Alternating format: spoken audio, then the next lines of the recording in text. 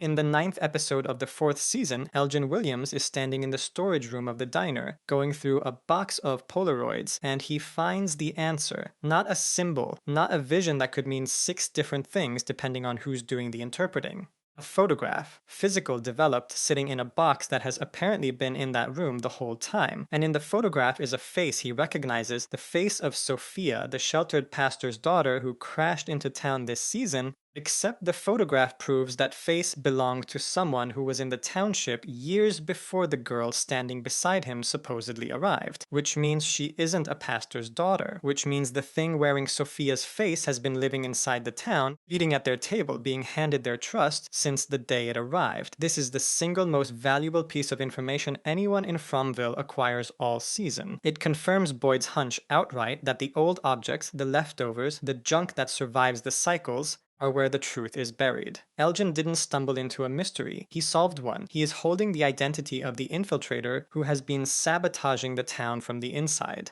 One episode later, he's dead on the diner floor, and the thing wearing Sophia's face is standing over him, taking its time. So I want to ask the question the finale leaves sitting there, and I want to ask it plainly because I think the obvious answer is wrong.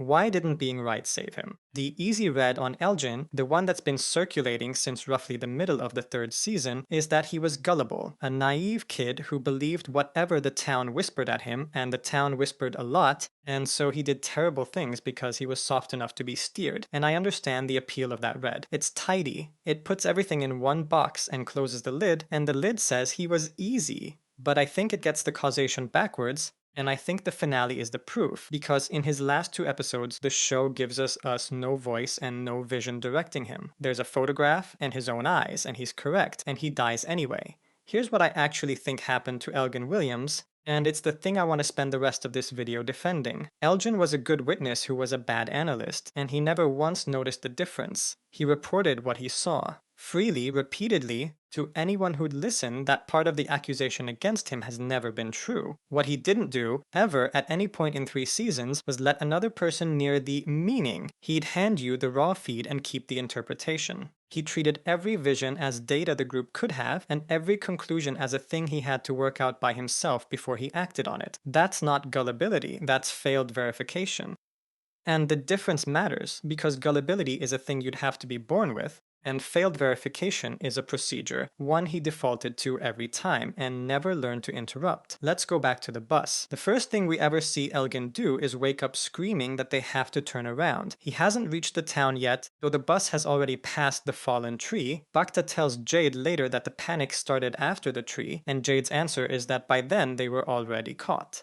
So the warning was real and useless simultaneously, which is a fairly efficient summary of Elgin's entire function on this show. He stands up, tries to get Bacta to turn around, Randall grabs him, and he throws up on Randall's shirt, which is not the introduction anyone would choose for themselves. And what I want to establish here is that the man's instrument works. His visions begin before he understands anything about the town, and long before the kimono woman starts directing him. He isn't guessing, he's receiving, and what he receives is accurate. Look at what he does when the house comes down and Donna puts a shotgun round through the bus tire and the arrival turns into a stampede. He runs into the forest at night, which sounds like the stupidest available option until you remember he's the only person on that bus who's already seen this place in his sleep and nobody has told him a single true thing since he woke up. He runs, he survives it, he finds the canned goods truck, he gets inside before the creatures reach him, and then Boyd puts a gun in his face and asks who he is, and Elgin tells him everything. The bus, the numbers, 20 to 25 people, Donna trying to get them into the diner, the chaos after the house collapsed. And when Tabitha asks which house, and he says the one next to the diner, she's already running before he's finished, because he's just told her that her family is under the rubble. Perfect information, delivered in detail under duress to strangers holding a weapon on him. He is good at this, and he keeps being good at it. He asks Fatima about a lake he saw in his dream, admits, unprompted, that it came from a dream, which in that town is not a cheap thing to say out loud, and lets her take him to the Brundles. He recounts the boy in white dream to Boyd and the group, the warning about 3 and the melody, and he needs help remembering it, so he says it in a room full of people until Bacta recognizes it as a nursery rhyme her grandmother used to recite. He tells Julie in the 3rd season that he's been seeing the kimono woman before any of the rest of it starts. So the man is not a vault. Every version of this video that opens with Elgin never told anybody anything is a video that falls apart the second somebody remembers the Brundles. And I want to follow that rhyme all the way through because it's the best thing Elgin ever does and almost nobody credits him for it. Here they come for 3 unless you stop the melody. That's what he brings back. He doesn't know what it means. He can barely hold on to it, that's why he says it out loud, in company in the first place. And Bacta recognizes the shape of it because her grandmother used to recite it, and it goes into the room, and it sits there. And then 3 people go down. Julie, Marielle, Randall. 3. And Boyd spends the back half of that season chasing a melody he can hear and cannot find, and when he finally gets to the music box and smashes it, they wake up. I'm not going to tell you Elgin saved them. Boyd gets to that music box through Sarah and through seeing the 3 of them chained in the dungeon with his own eyes, and I can't prove he'd have failed without the rhyme. What the rhyme did was make the number 3 and the melody impossible to dismiss. It gave the town a frame to hang the horror on before the horror arrived, which is the difference between being blindsided and being behind. And it only did that because he said it out loud in company to people who could hold it for him. That's the case for the defense, and it's a real one. When Elgin's process works, it works because other people are in the room. He has felt that happen, and then he spends the rest of his life not doing it. But now watch where the line actually falls. Every one of those disclosures is an observation. I saw a lake. I saw a boy in white. I heard a rhyme. I'm seeing a woman in a kimono. He hands over the sighting and asks the room to help him hold it. And the town, to its credit, is useful every single time. Fatima walks him to the pond. Bacta cracks the rhyme. Boyd files the boy in white next to Sarah. His record with the group is excellent. When Elgin brings people what he's seen, it works. And then the kimono woman starts telling him what to do, and the sharing stops. Not the seeing. The seeing he'd already told Julie about. What never leaves the building is the instruction and the conclusion and the plan. Which brings me to what I think is the actual cruelty of this arc, and it's the thing that makes Elgin more tragic than any amount of he was a sweet kid ever could. His visions had a track record. They were real. The bus, the lake, the boy in white, the rhyme, every time Elgin took the impossible seriously, the impossible turned out to be there. Enough of it had proven out that dismissing the next one would have felt irrational. That's not credulity, that's induction. That's a man updating correctly on the data available to him. And that's the weapon. But look at the seam it's hiding, because the show had already shown it to him. The kimono woman was there in the second season, and what she did with her turn was try to drown him in a bathtub. So the record is not what he thought it was. The record says his visions are real. It does not say they are honest. Those are different claims, and everything that happens to Elgin Williams from the 3rd season onward happens in the gap between them. He had proof that the supernatural existed, and he treated it as proof that the supernatural could be trusted, and there is no version of the evidence that ever supported the second thing. A woman who tried to kill him in a bathtub was, by his own standard, batting the same average as a boy who warned him about the melody. Both of them were real. Only one of them was pointing anywhere he should have gone. The town didn't find someone easy to fool. It found someone who had been rewarded repeatedly for exactly the reasoning that was about to destroy him. And I want to be clear that this is not an excuse, because the 3rd season is where the procedure stops being a character quirk and starts producing consequences that other people pay for. By then, Elgin has changed visibly. Calmer, steadier. He carries himself like a man who stopped struggling with the question, which is exactly what makes him frightening, because you can't argue with someone who isn't asking anything anymore. When he finds the room behind the cellar, he speaks like a man arriving somewhere he already knows this is where it happens.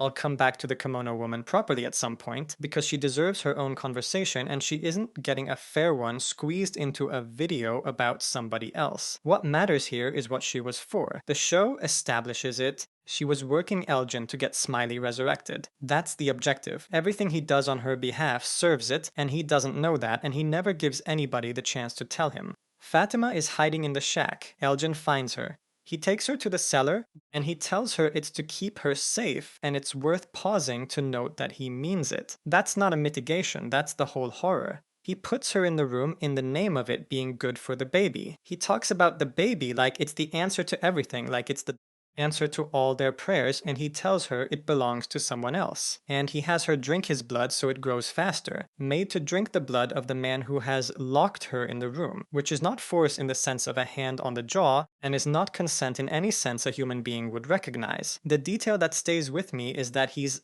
excited. He's not stealing himself. He's not white-knuckling through something awful for a greater good. He's thrilled while doing the worst thing anybody in that town does to another resident all season, and every element of it is downstream of a conclusion he reached alone. Not a vision he had alone, he'd have told you about the vision. A conclusion, what the baby meant, what the room was for, what the woman in the kimono was asking of him, and why it was worth it. He'd told Julie he was seeing her. He never told Julie what she was asking, because I want to be honest about what would have happened if he had. Somebody would have said no. Not because they'd have understood the metaphysics. Nobody in that town understands the metaphysics, but because you don't need to understand the metaphysics to answer that question. Donna would have said no. Christy would have said no. Boyd would have physically stopped him. The bar for catching this was on the floor. It required one sentence said out loud in the presence of a witness. He never said it. And so a woman got imprisoned underground and a monster came back. This is why he was influenced doesn't work as a defense. Influence explains the content of his beliefs. It doesn't explain why the conclusions never left the room, and the conclusions never leaving the room is what made the influence lethal.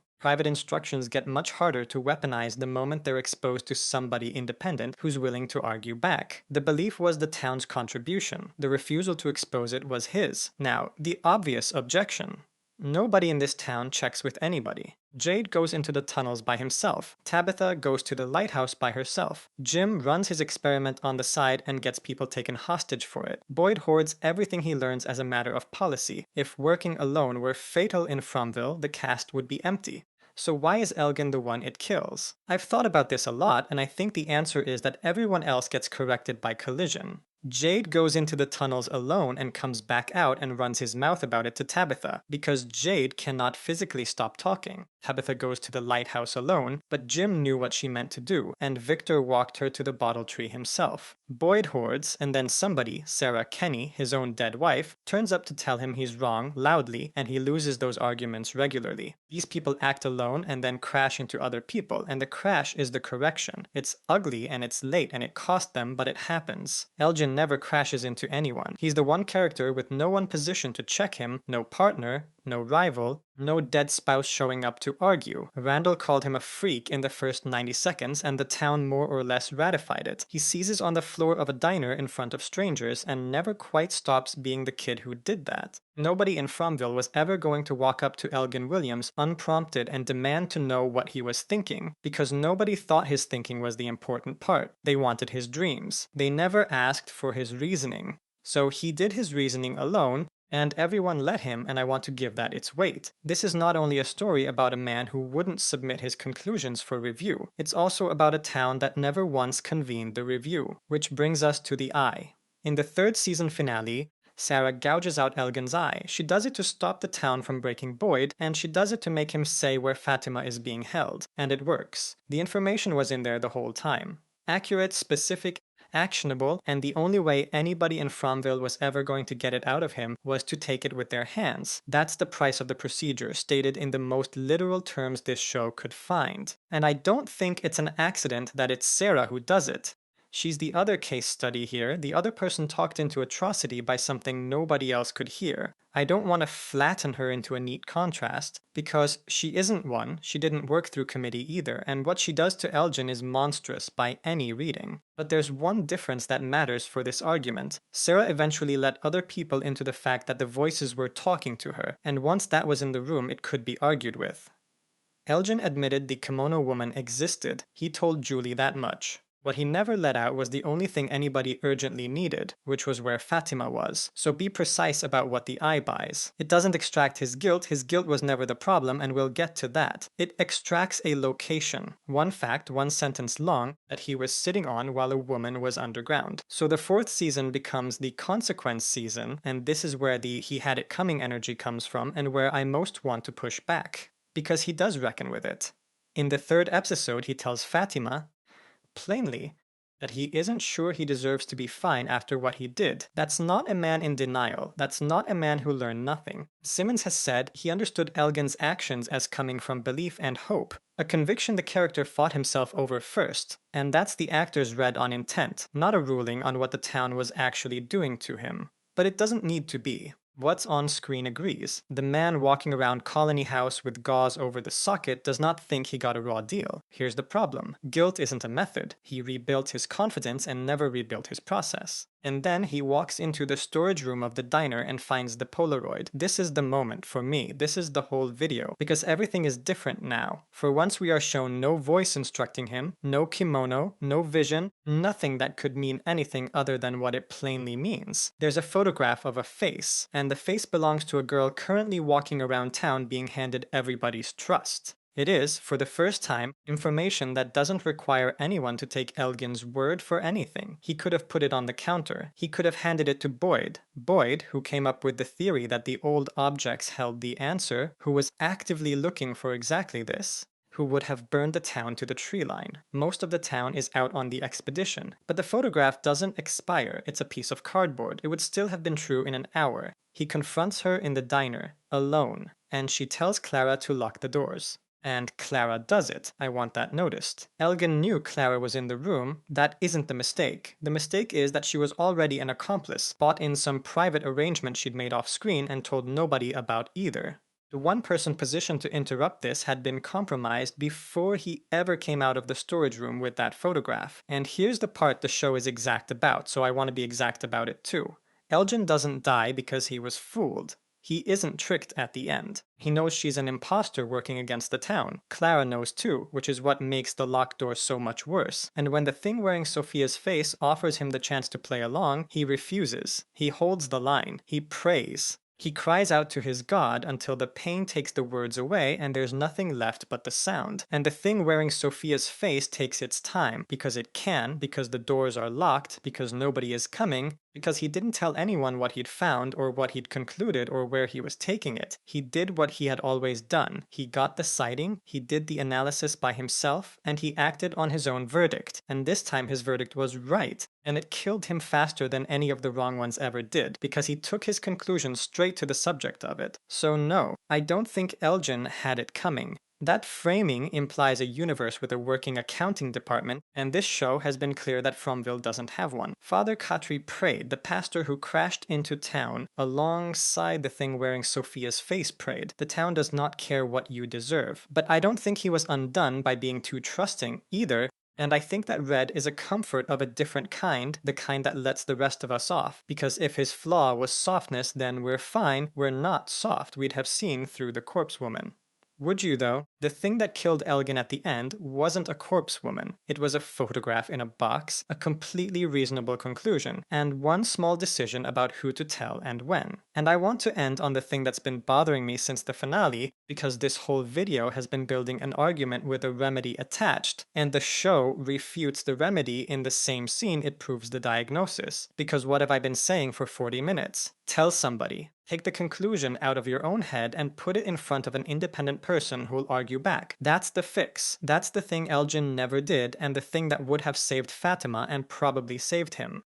Except he did tell somebody. At the very end, he told Clara, not on purpose, but she was standing right there when he laid it out, and she heard every word of it. He finally, for the first time in his life, said the conclusion out loud in front of a witness. And she locked the doors. That's what this town does. It didn't just build a man who couldn't check his own work. It made sure that by the time he tried, the room he was checking it in had already been bought. The independent person is a fiction here. Clara had her own private arrangement, and Sarah had her voices, and Jim had his theory, and Boyd had his dead wife telling him what to do. And every single resident of Fromville is walking around with something they've decided not to say. Elgin isn't the exception. He's just the one where you can see the whole mechanism, start to finish, because we watched it run 3 times. So the answer to why didn't being right save him isn't that he was gullible, and it isn't that he was silent. It's that he was living somewhere the correction never comes, where you can hold the true thing in your hand, say it out loud in front of a witness in a lit room, and the witness turns the lock.